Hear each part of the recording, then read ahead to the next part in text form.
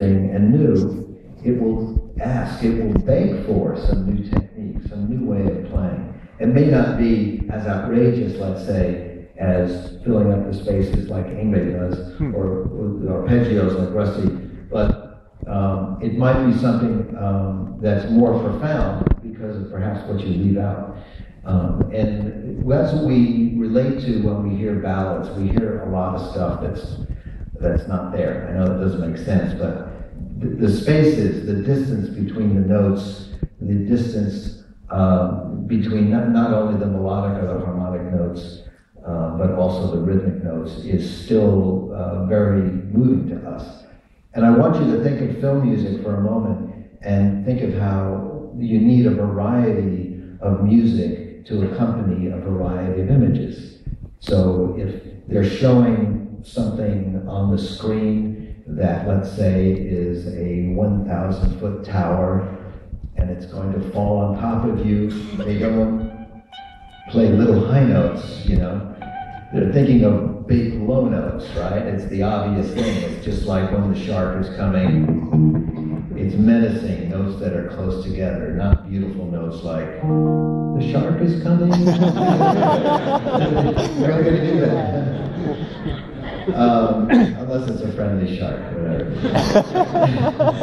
So, I mean, I know I'm sort of using these analogies that are quite obvious, but actually, it's everyday common sense when you're writing music.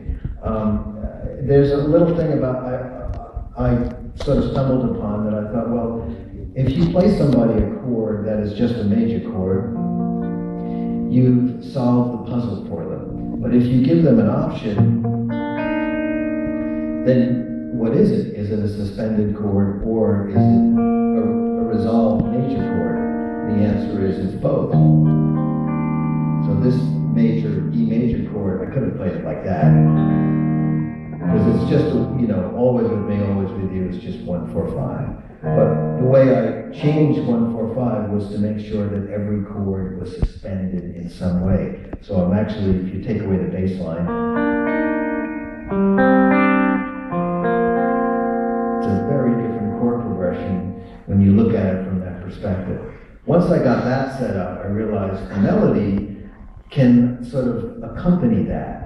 And it's a little bit different from, let's say, the last 200 years of classical counterpoint where they were trying to avoid clusters and parallel fifths.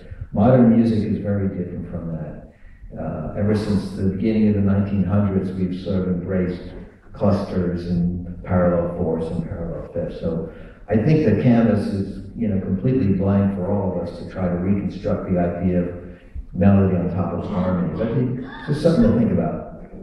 Now, if I can bounce completely out, I want to go back to another thing, which is I'm practicing and I'm getting ready and I'm thinking, okay, let's get that energy charged up again. Let's go way back in my catalog again.